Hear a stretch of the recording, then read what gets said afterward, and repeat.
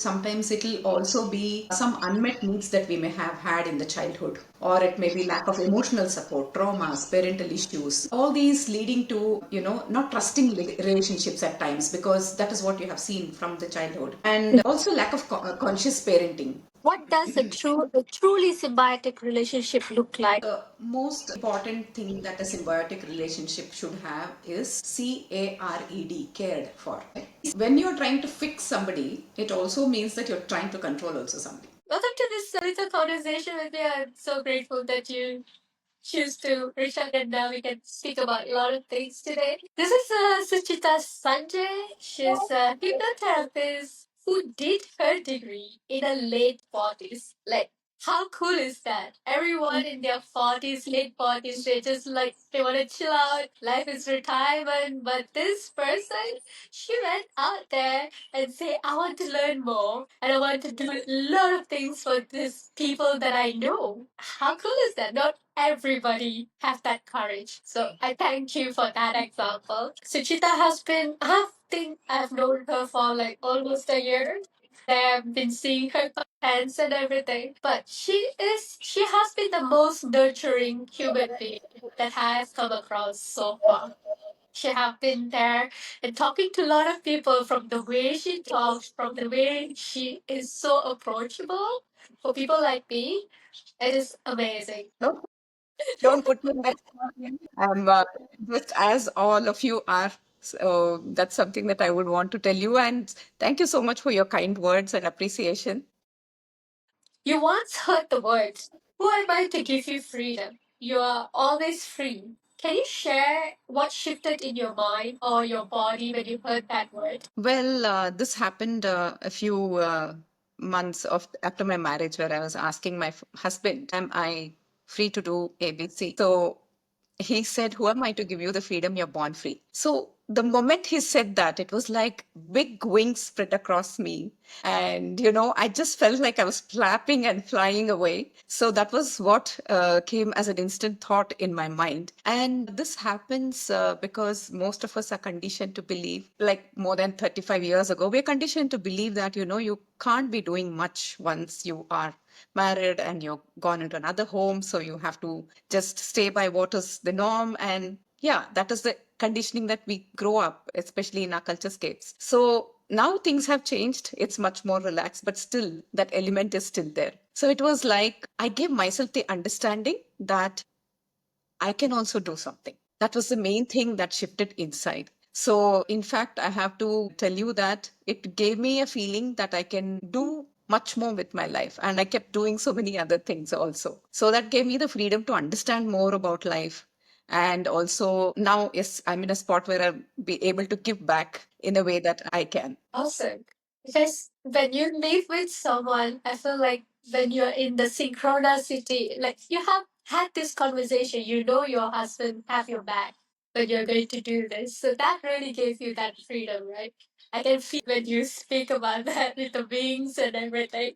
What do you think that the hidden belief dissolved within you? How did this sentence really make you look forward to life in a different way? Most of the time, it is a conditioning. I have seen growing up that women are just meant to take care of the household, nothing beyond. And most of the time, it is like they don't understand much. So things are not supposed to be discussed in a certain way. So most of the time, it was like seeing women around me growing up just confined to what they were given. So I carried that along with me, not knowing that, I would be given this opportunity or the freedom to be what I want to be. So this was a big breakthrough for me. And that's how it just changed everything inside me. Yeah. Do you think women need permission to feel free to do what they are doing?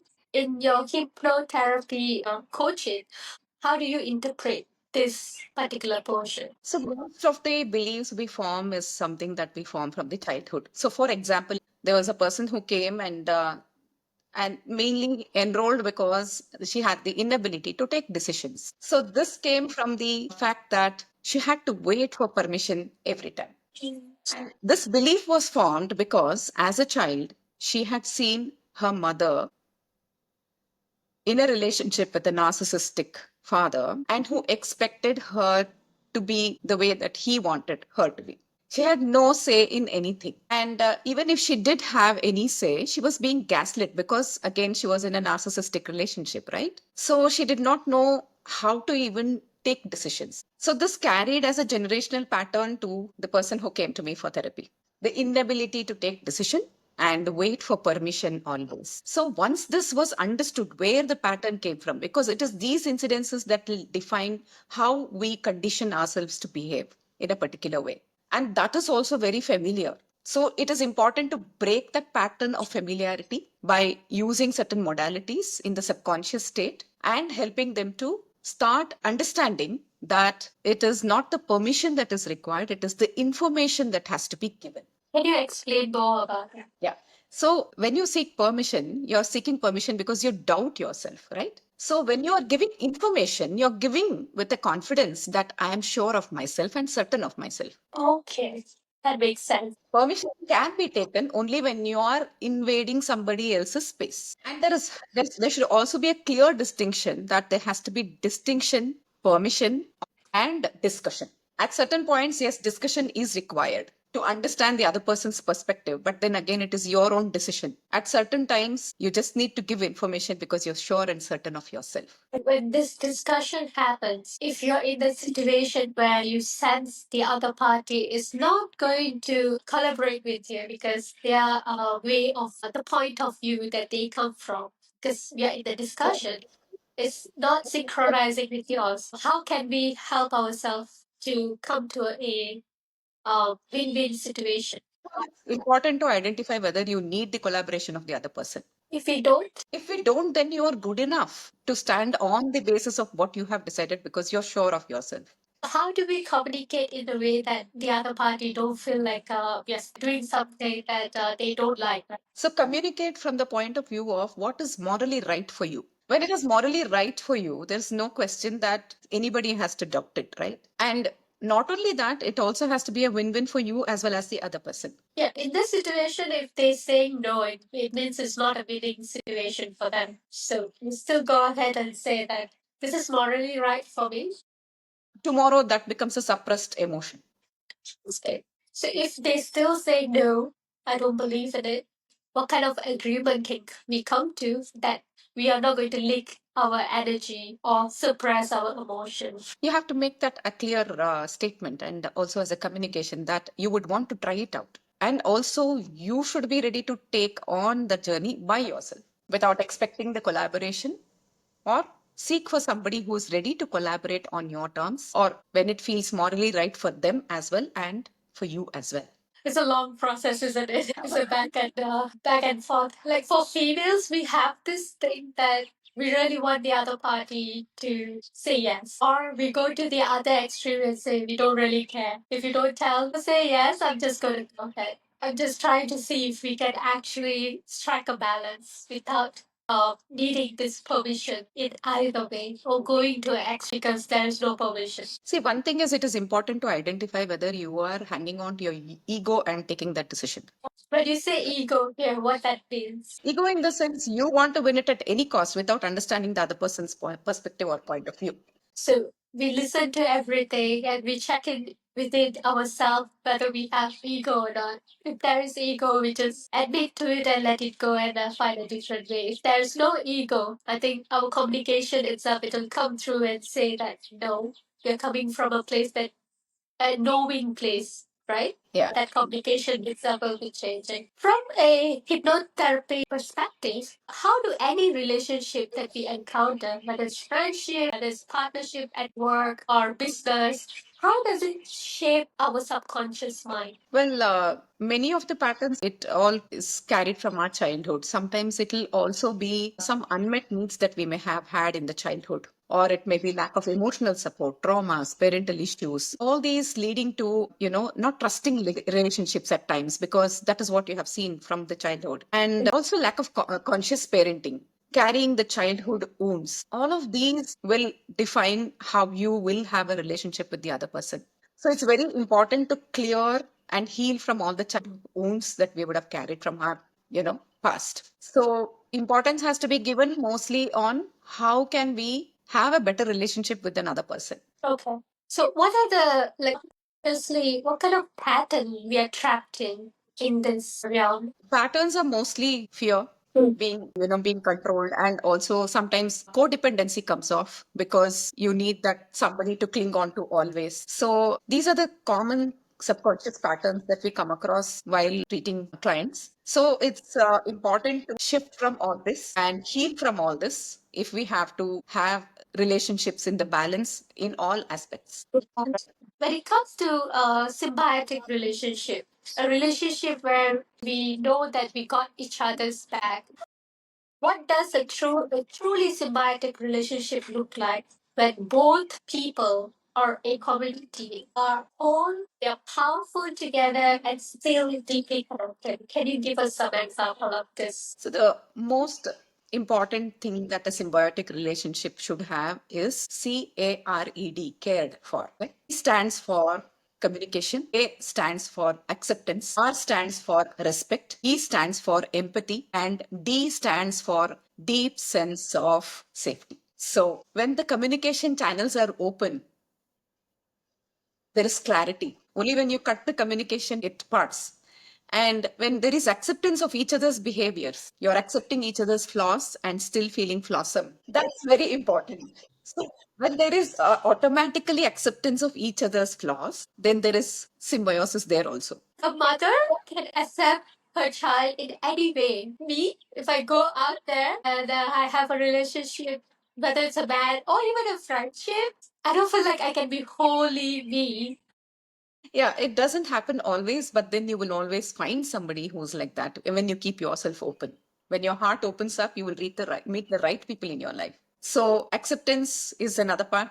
Then the third one is respect, respect for each other, empathy, that is know what the other person is feeling, and also deep sense of safety. So all of these are very important for having symbiosis in a relationship. Sometimes it's very hard to find that. It's okay. We should know how to handle it because we don't know the story of the other person. This is a great framework for us to have in order to find a foundation of a symbiotic relationship. Thank you for giving me that framework. It's simple, but pretty powerful. So, how do we evolve with someone without trying to fix them or lose ourselves? When you're trying to fix somebody, it also means that you're trying to control also somebody. Really? It's all about understanding this very profound fact. That is, you can not control somebody else's behavior, but you can control how you want to be and how you want to behave. So we take on upon ourselves, and you think the other party will mirror it if we do that? The other Yeah. party will come down because you are giving that space. Okay, that's nice. So it's important to also not have unrealistic expectations of each other. So I have many people do come to me and say, you know what? It was my birthday, or it was this day that we met for the third time, and he forgot about that day. So for a man, it is not that important. For him, it is a bigger picture. That doesn't mean that he does not love you, right? But he Yeah. needs to read my mind. What are you telling me? Yeah. It's actually pretty simple, right? I always tell my Yeah. friends, like, they're actually very simple. You're the complicated one. Don't think like us. Just say it out to Yeah. them. But I myself have the problem. It's like, how simplified can I tell this? It's like I have this grand idea in my head, and like, how am I supposed to simplify this for a man? It feels like hard work. It's like complicating extravaganza thing. It feels like a simple work, but simplifying things feels like a hard work. Yeah, it's a known fact, right? Men are born in Mars and women are born in Venus. And for a woman, it is lilac, but for a man, it's purple. Whatever it is, the shades of purple, it's purple, right? I stopped trying to correct that. At least you're seeing the color purple instead of telling me it's brown. I'm happy with that. And I will never confuse you to say that this is lilac. When you say it's purple and I can see it's lilac, good. That's symbiotic enough for me. There's a level of symbioticness over there. Can you give us like an example of phrases or affirmation that unlocks this freedom or healing in the subconscious mind? Most of this, you know, comes from the fact that we are not feeling worthy enough. So it is important to feel that we are significant. It's important to tell ourselves every day, I am significant, I matter, I am safe, I feel complete and whole. If we use these phrases every day, it gives us a sense of relief and also a sense of freedom deep inside. When can we do this? Just awake or just brushing your teeth or doing something, repeat it a little bit often so that you feel good about yourself. Even while going to sleep, if you can repeat it to yourself, it helps a lot. Okay.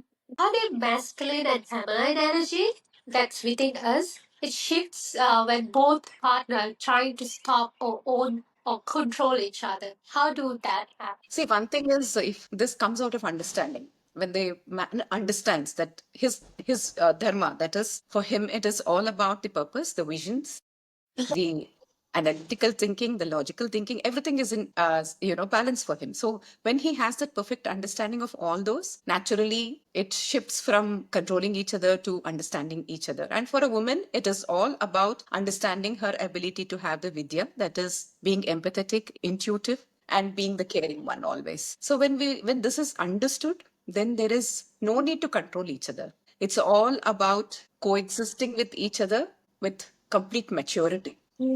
Maturity. We need to have maturity tests before getting into relationship.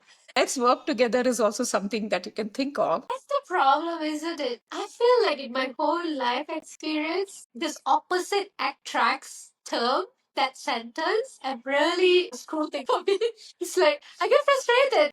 So we just need to tell the truth out of this. For me, I will tell everyone who's asking me for relationship advice. I'll say, please, don't believe in this opposite attracts. Go with the similarity. You're not taking energy in that relationship. More than the opposites, it's all about understanding each other. It is not necessary that the other person also should be the same as you. So it's important to understand whether he is in his own power with his own traits and whether I am in my own power with my own traits. That's a good way to put it. What does a sacred witnessing role that being seen without being fixed? Like you just explained it, but I'd like to go deep into it. How does this play in a key relationship? I would say communication. Communication leads to understanding. It gives more clarity. And also, it's more about being seen without being fixed. And most of the time, if you are reacting, that is for a simple thing like, you always mess this up. I don't understand why you do it. So instead of saying that, if you can choose to respond by saying, I know it's got messed up. How can I be of help? Yeah. That comes from a egoless space. You need to be truly humble to say that. Would you say we need to feel safe in order to come up with this kind of vulnerability within us? No, more than feeling safe, just bring awareness. That's it at that point of time. Take a moment, see if you're responding or reacting. If you're reacting, you have to switch from inside and tell yourself, I'm choosing to respond now, not react. Choose respond, no reaction. That will significantly slow down the whole weight of right. Yeah. That's what I felt when you said. If there are more people, like women especially, right? They internalize the truth that they're already free. How our relationship would change if we don't internalize that emotion. See, one thing is if a woman is already free, then she has the basic understanding that she doesn't have to rely on anybody. She's confident about herself. And she also understands the choices that she makes. So if she's not, she will make sure that she learns something about it. And she will also be prepared if it means sometimes there has to be compromises made. And even if it means that she has to stand in her own boundary. So all of this understanding she definitely has. This is an ideal woman who feels absolutely free inside, not hanging on to insecurities, basically. So that's how she would change her environment by accepting that and letting And them she has a clear understanding of coexisting and having somebody around. coexisting. That's a good one. So, do you have any visualization tips to instantly feel free if we are stuck somewhere? So, do you want me to just run a small meditation? Okay.